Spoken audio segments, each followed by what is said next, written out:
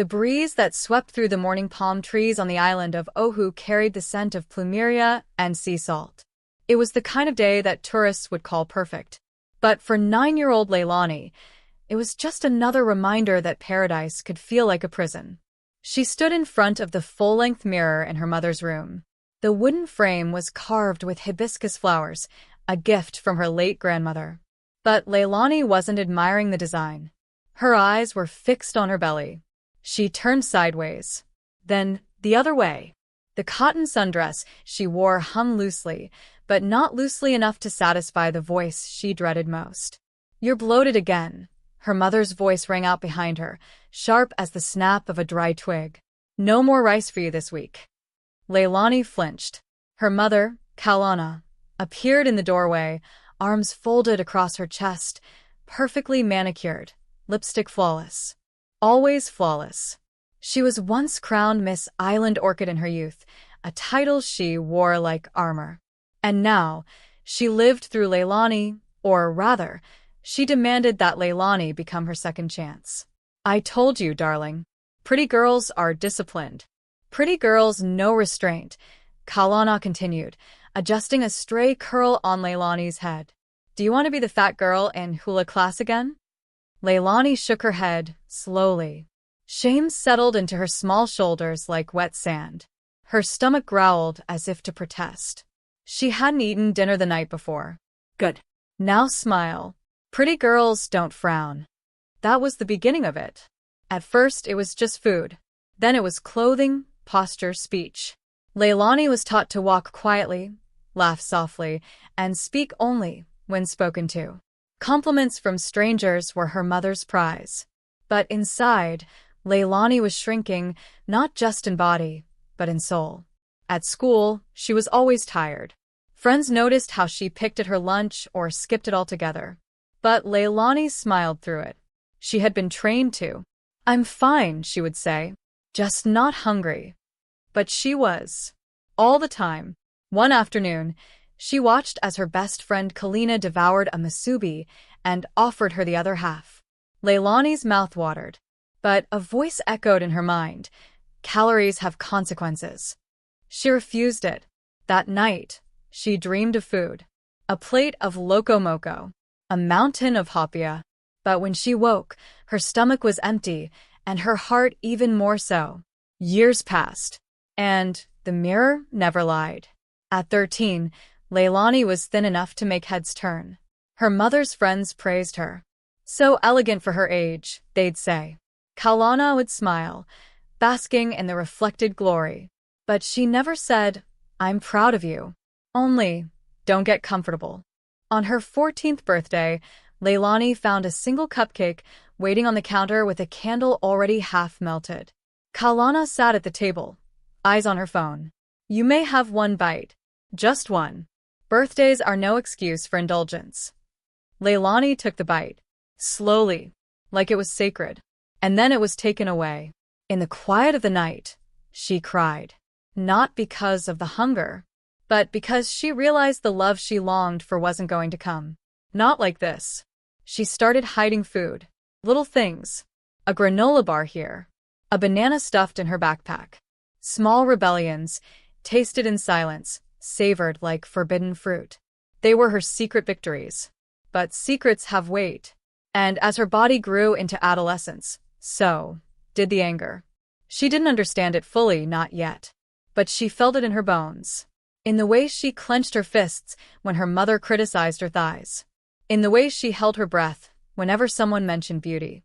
Something was building, and it would not stay buried forever. At 15, Leilani had mastered the art of pretending. She knew how to hold a conversation while ignoring the ache in her stomach. She could smile during family gatherings while her cousins devoured platefuls of food. Her mother always brought her to events dressed immaculately, a silent trophy among the noisy chatter of unpolished teens. But when Leilani looked at them, the girls who laughed too loudly and danced without worrying about their hair, she felt a hunger far deeper than food. A hunger for freedom. Her body had grown tall and slim, with soft curves that Kalana ruthlessly criticized. "Your hips are getting wide," she hissed one morning. "You need to fast." 3 days. Water and lemon only. Leilani didn't respond. She was past arguing. There was no point. Every attempt had been met with guilt, shame, or the story of how Kaulana had suffered through worse to become a beauty queen. "You think I had it easy," her mother would say. "My mother fed me nothing but poi and taro for weeks. Beauty is pain, and pain is your legacy." Legacy. That word clung to Leilani like wet clothes. The only legacy she felt was loneliness. She began spending her afternoons at the beach after school, telling her mother she had hula practice. The sand was her sanctuary. There, she watched tourists play with their children, eat shaved ice, and take photos with messy hair and careless joy. One afternoon, an older woman approached her while she sat beneath the shade of a coconut tree. "You okay, sweetheart?" the woman asked gently, offering her a bottle of cold water. Leilani nodded quickly. Too quickly. The woman paused. "You don't look okay." It was the first time in years someone had said it out loud. Leilani thanked her and stood up, brushing sand from her legs. She didn't cry. Not yet. But the moment followed her home. It lingered in her throat. It made her question the truth her mother had drilled into her skull. What if she wasn't okay? That night she didn't eat. Not because of Kaulana, but because she couldn't shake the feeling that she'd been seen. That somewhere out there kindness existed. And that terrified her more than hunger ever could. It began with a book.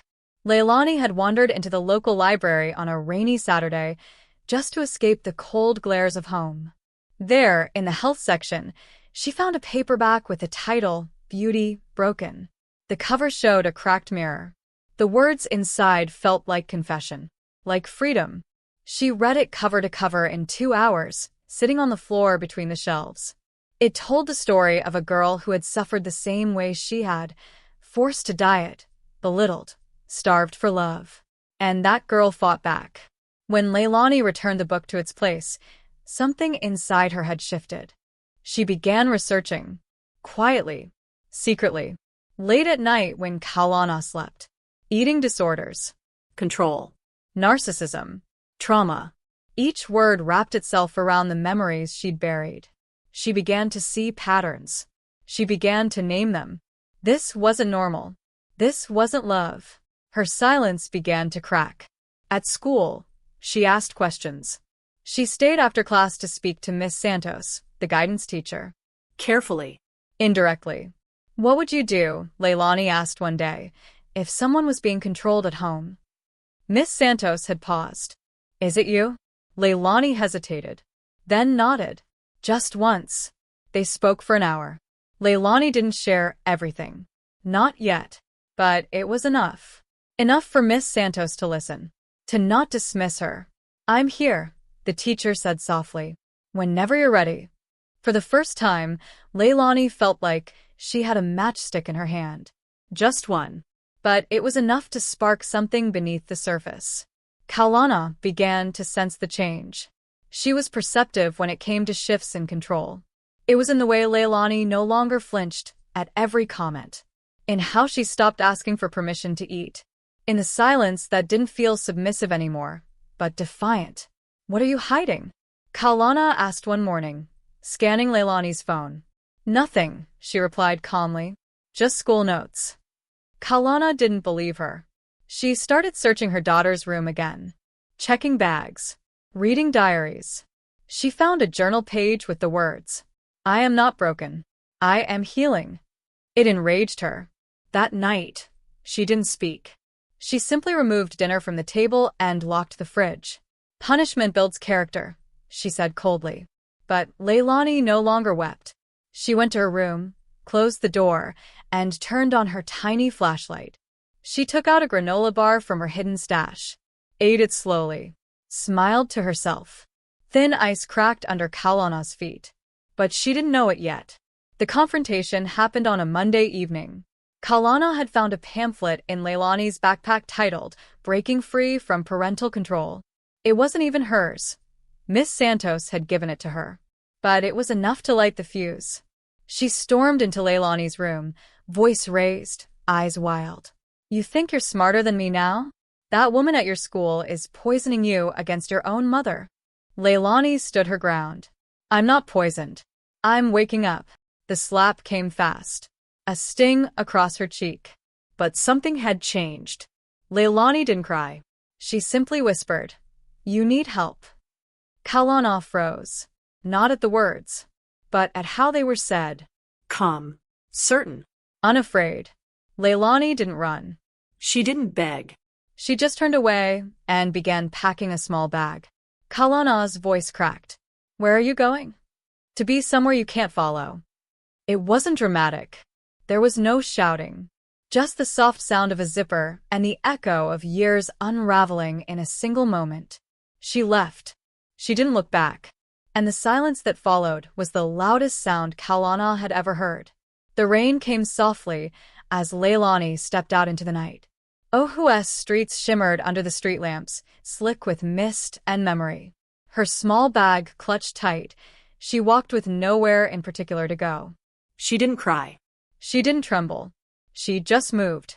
She found herself on the steps of the community center in Moileili, where she'd once taken hula classes as a child.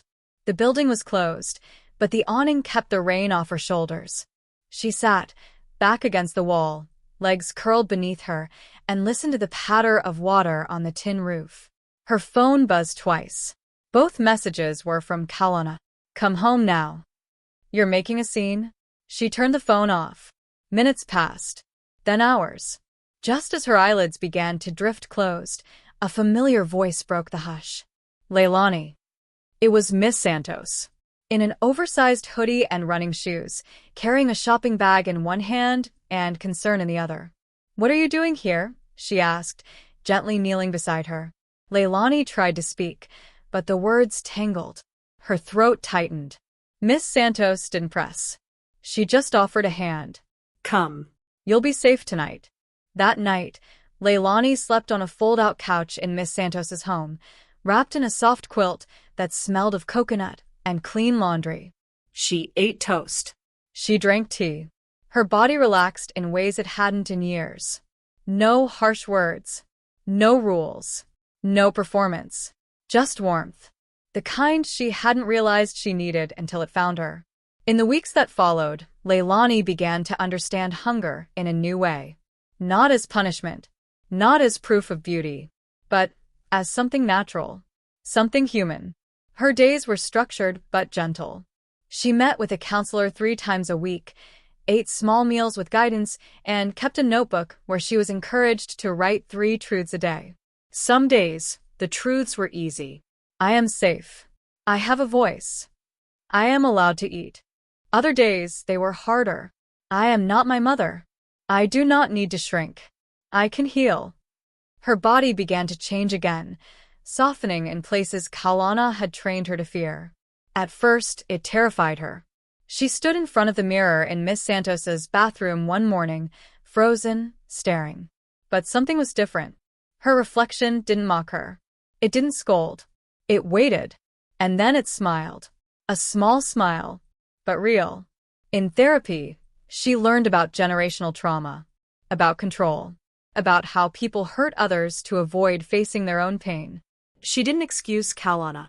But she began to understand the war her mother had been fighting inside herself and how she had made her daughter the battlefield.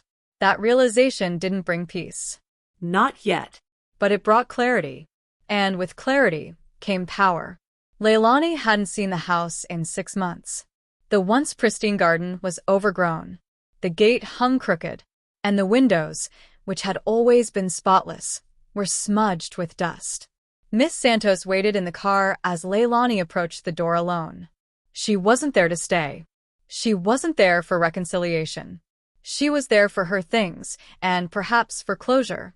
Kalana answered the door, with sunken eyes and dry lips. She looked older, smaller. So, you've decided to come crawling back? She said without heat. Just habit. Leilani met her gaze. Come. Clear. No. I came to collect what's mine. Kalana scoffed, turning away. Your room's the same. Take what you want. Upstairs, Leilani moved swiftly. Clothes. Books. her grandmother's comb, the mirror with the hibiscus frame. When she passed the kitchen, she paused. Kaulana sat at the table, a single bowl of plain rice in front of her. She didn't eat.